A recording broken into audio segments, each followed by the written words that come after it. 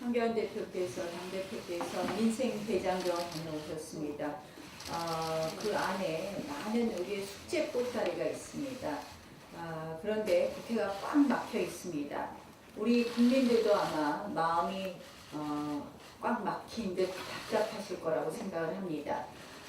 경제도 멈췄고 안보도 꼬이고 있습니다. 이 파탄나는 민생 현장, 국회가 희망을 만들어 가야 될 것입니다. 제1야당 자유한국당 그 책임감 무겁게 느끼고 있습니다. 그런데 지금 이 국회 파탄난 원인에는 청와대 그리고 여당이 있습니다. 누차 말씀드렸지만 선거법, 공수처법을 힘으로 밀어붙인 이 부분에 대해서 우리는 헌법을 수호하는 세력으로서 당연히 맞설 수밖에 없는 부분이 있습니다. 그것이 바로 이 헌정질서의 위기를 국민에게 알려야 될 또 야당의 책임이기도 했습니다. 그러나 사실 지금 국회가 꽉 막힌 정국에서 저희 제1야당인 자유한국당은 그동안 누차 국회 정상화를 위해서 많은 제안을 했습니다. 많이 양보했습니다. 끊임없이 모든 정부 원인, 패스트트랙을 풀자라는 그런 제안 속에서 여러 가지 논의를 했습니다.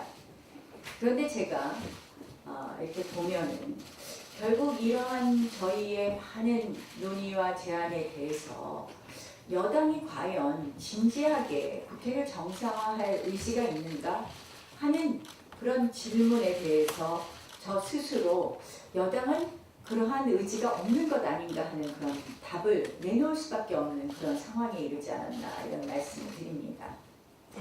오히려 지금 여당의 행태를 보면 막힌 이 국회 정국의 책임을 야당에게 전가하면서 야당에게 프레임 씌우기에만 혈안되어 있는 건 아닌가 이런 생각을 합니다. 결국 지금 여당은 이 집권은 하되 책임이 없는 한마디로 집권 야당의 태도를 계속 가지고 있다라는 생각이 듭니다. 또한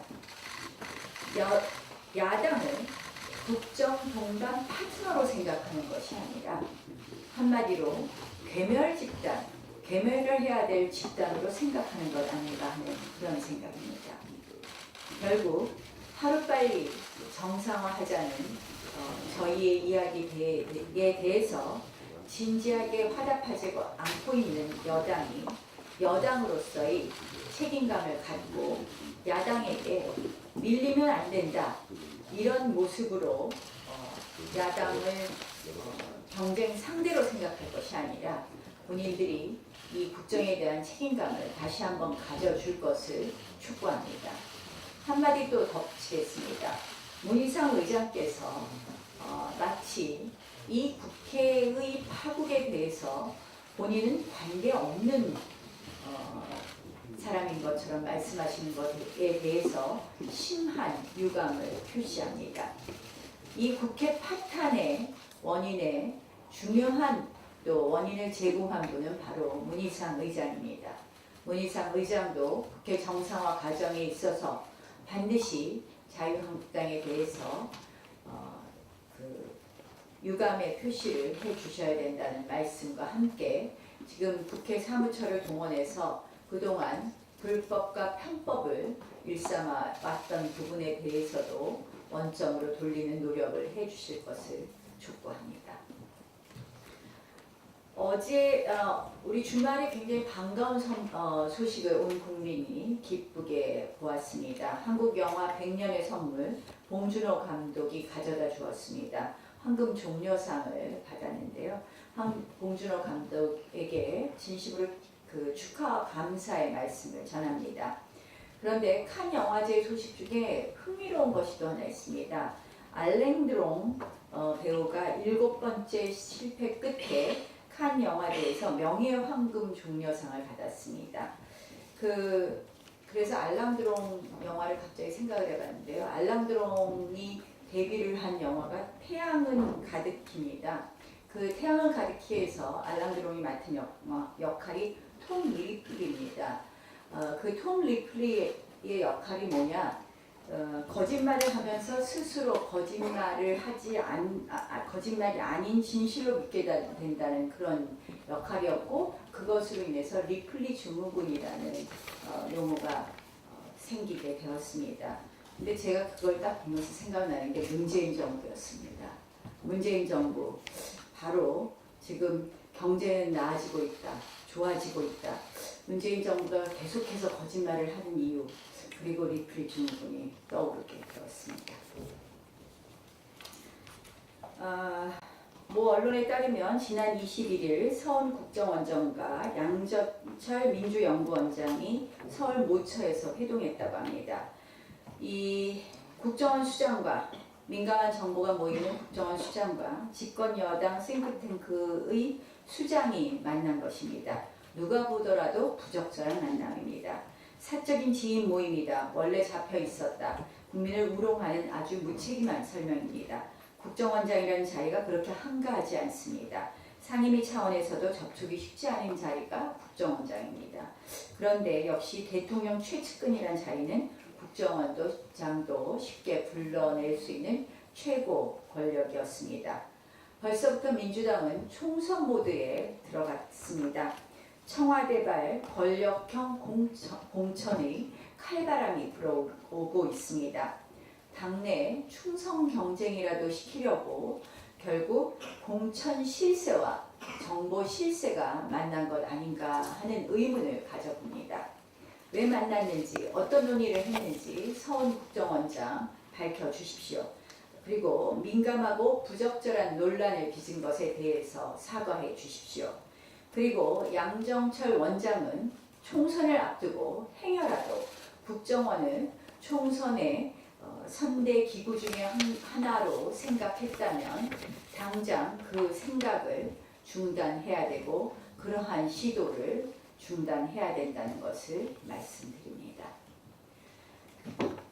이 문재인 정권의 위기 대응 시스템은 거짓말 아니면 공무원에게 책임 뒤집어 씌우기입니다. 고민정 청와대 대변인의 거짓말 해명에 이어서 이번에는 공무원 탄압으로 초라한 외교 실체를 덮으려고 합니다.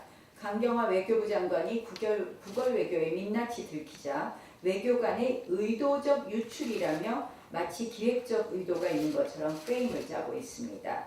똑같은 수법입니다. 늘 하던 수법이죠. 적을 만들어 세우고 국민적 공분을 그쪽으로 향하게 만드는 전략입니다.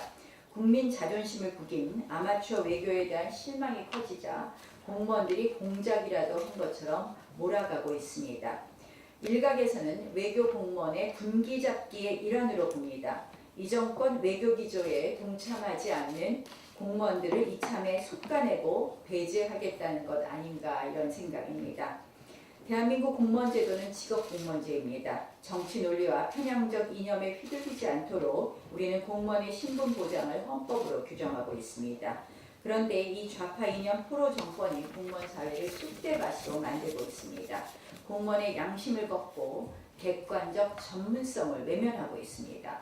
공무원 집단을 정권의 이념투쟁 사령부쯤으로 취급합니다. 휴대폰 사찰, 불이익 인사, 그리고 책임 전가를 통해 공무원의 사기를 추락시키고 있습니다. 이번 사안에 대해 문재인 정권이 내놓아야 할 답은 일단 최초의 거짓말에 대한 해명입니다. 사실무근이라고 했던 청와대 대변인 발언의 그 배경과 이유를 설명해 주십시오. 기밀을 유출은 맞지만 내용은 틀린다는 것은 무엇을 의미합니까? 문재인 정부 들어 북핵 문제와 관련된 주요 고비마다 전화로 의견을 조율해냈고 청와대와 백악관은 서로 다른 내용의 발표를 했습니다. 셀 수 없이 많은 외교 참사와 결례의 근본적 책임이 있는 강경화 장관이 그 책임입니다. 수십 년 대한민국 국익과 외교를 위해 힘쓴 공무원들에게 과연 강경화 장관이 가타부타 말할 자격이 있는지 묻고 싶습니다. 어떠한 거짓과 남 탓으로도 무능 외교를 가릴 수 없습니다. 문재인 정권은 공포 분위기 조성해서 공무원들을 들들 볶을 생각만 하지 말고 무능 외교부 장관 먼저 교체해 주십시오.